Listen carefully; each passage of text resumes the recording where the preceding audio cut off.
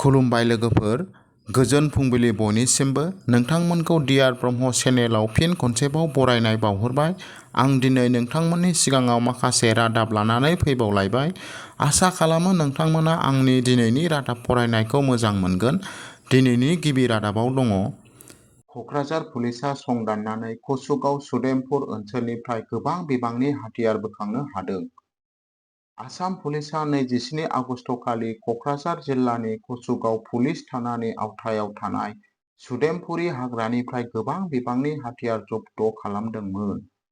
Police सुलुंनि बायदियैब्ला मावथिफोरा मोनसे थि खौरांनि सायाव खामानि मावदोंमोन आरो हाग्रायाव दोनखुमानाय गं 7 हादोराव बानायनाय राइफलफोरजों लोगोसे गंसे AK-47 बोखांनो हादोंमोन होनना खौराङाव मोननाय जादों।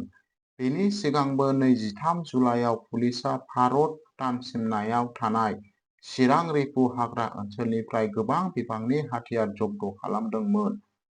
खौरां बिजोंनिफ्राय मिथिनो मोननाय बायदियैब्ला बोखांनो हानाय हाथियारा सिगांनि उदखारि हानजाफोरनिमोन होनना साननाय जादों।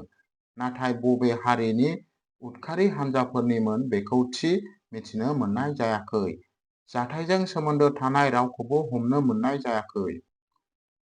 नैथि आपडेटआव दङ। CEM प्रमद बर'आ तामुलपुराव गुबुन गुबुन आफादनिफ्राय UPPL आव हाबफैनाय बिबानगिरिफोरखौ बरायदों। मैया तामुलपुर जिल्ला नेमसुनि मावफुं आफादगिरि रबिअ आली हिरक जयति नाथ आगु गाहाय नेहाथारि गरेस्वर आन्चलिक आसु आरो बारग' लेङाइ आफादगिरि गरेस्वर फरायसालिमा फरायसा आफाद आइनुल आली लेङाइ आफादगिरि गरेस्वर आन्चलिक नेमसु गरेस्वर आन्चलिकनि छात्र मुक्ति समग्राम समितिनि गाहाय नेहाथारि ममानुर आली आरो थाइबुक मुबारकमोनहा UPPL नखराव हाबफैदों। बिथांमोननि हाबफैनायखौ बिटिआरनि CM प्रमद बर'आ गोसो गोथारै बरायना लानायखौ जोङो खौरां बिजोंनि गेजेरजों नुनो मोननाय जादों। थामथि आपडेटआव दङ। असमिया रोजाबगिरि जुबिन गार्गखौ डक्टरेट डिग्रीजों मान बावदों। खौरां बिजोंनिफ्राय मिथिनो मोननाय बायदियैब्ला मुंदांखा असमिया रोजाबगिरि जुबिन गार्गआ मैया 27 आगस्त 2024 मायथाइयाव बिगियान, बिरोंदामिन आरो सामलाय मुलुगसोलोंसालि university of science technology and management निफ्राय थुनलाइयाव मानगोनां डक्टरेट डिग्री मोननो हादोंमोन। बे सन्माना आसामनि देंखो आरो हारिमुआव बिथांनि मख'जाथाव बिहोमाखौ गनायथि होयो होननानै खौरां बिजोंनिफ्राय मिथिनो मोननाय जादों। ब्रैथि आपडेटआव दङ।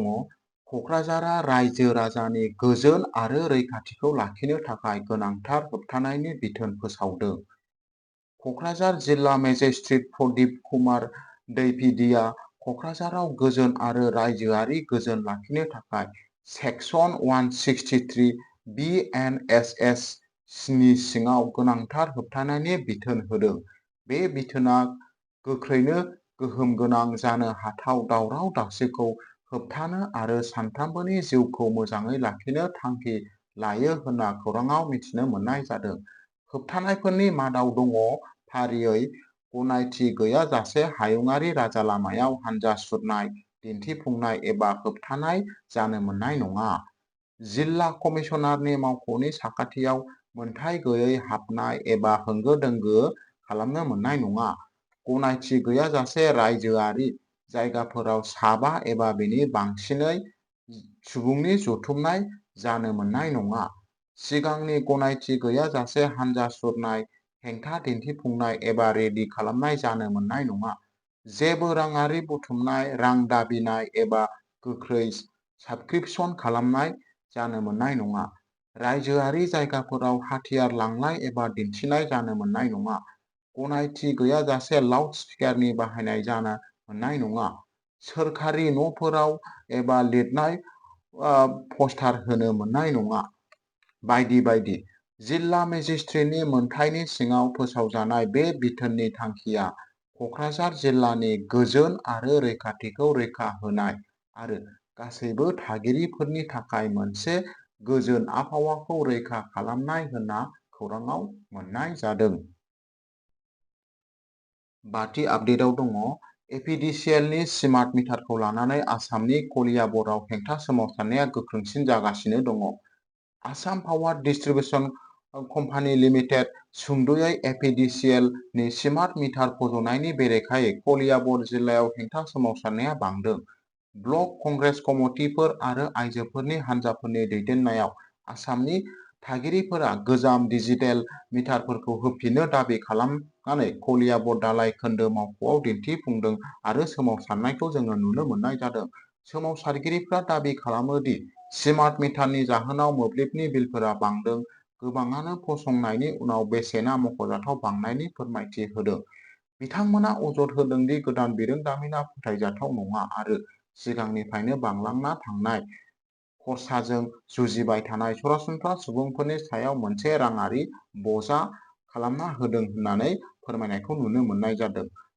सोमावसारगिरिफोरा बेनार लानानै स्ल'गान होदोंमोन आरो गावसोरनि अजदफोरखौ फोजोबनो थाखाय बिबानगिरिफोरनिफ्राय गोख्रै राहा लानो खावलायनायखौ नुनो मोननाय जादों। द'थि आपडेटआव दङ। आसामाव फसंथानखौ रैखा खालामनो जुलिनि सिगां 6 दाननि नटिस होनायनि आयेन लाबोगोन। आसामआ जुलिनि सिगां 6 दाननि फोसावथाय गोनां आयेन लाबोगोन।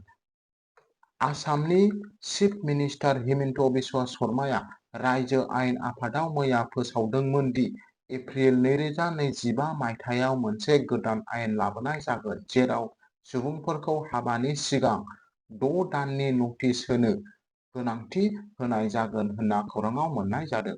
बे आयेननि थांखिया बिसि-फिसाय खारलांनाय आरो जुलिनि फसंथानफोरखौ खहा खालामनाय जेंनाखौ सुस्रांनाय। शर्माया समाजारि बिजोङाव जरा-जराफोरखौ लोगो हमनाय, गावसोरनि मुं सोलायनाय आरो मोजां मोनलायनायाव गोग्लैनायनि सायाव जिंगा फोरमायदोंमोन, जायखौ बिथाङा फोथायो दि जुलिनि गोथारथिखौ अनागार खालामो। गोदान आयेना धोरोम गेजेरारि आफादफोरजों लोगोसे गासैबो हाबाफोरनि थाखाय सिगांनि रेबथुमनाय एबा फोसावथायनि गोनांथि जागोन। खौरां बिजोंनिफ्राय मिथिनो मोनबावनाय बायदिब्ला, हिमन्त बिश्व शर्माया हिन्दु आरो मुसलमानफोरनि गेजेराव सुबुं सानखोआरि सोलायनायनि सायाव बाथ्रा दान्थेलायनो खावलायदों। गिबि मन्थ्रिआ रायजोआव हिन्दु आरो मुसलमानफोरनि सुबुं सानखोआरि सोलायनायनि सायाव दान्थे-बिदान्थे खालामनो खावलायदोंमोन। जुदि बेखौ सुस्रांनाय जायाब्ला मोनसे जाफेरै सुबुं खैफोद जानो हागौ होनना सांग्रांथि होनायखौ जोङो नुनो मोननाय जादों। शर्माया दाबि खालामदोंमोन दि हिन्दुफोरा मिया मुस्लिम गोबांथि थानाय ओनसोलफोरनिफ्राय जायगा सोलायगासिनो दं, जायनि फिथाय महरै हिन्दुफोरा हा मोनथाय आरो हारिमुआरि सिनायथिखौ खोमाना लानांदों। पलिं बुथजों बेफोर सोलायनायफोरखौ गुवारै फोरमायनाय मोनसे खाख्रि थियारि खालामनाय जादों। बिथाङा गाहाय आसामाव गोख्रै सुबुं सानखोआरि सोलायनायखौ मुंख'नो हिन्दु-मुस्लिम जेंनाखौ बयनिख्रुइबो गोनांसिन होनना बुंनायखौ जोङो नुनो मोननाय जादों।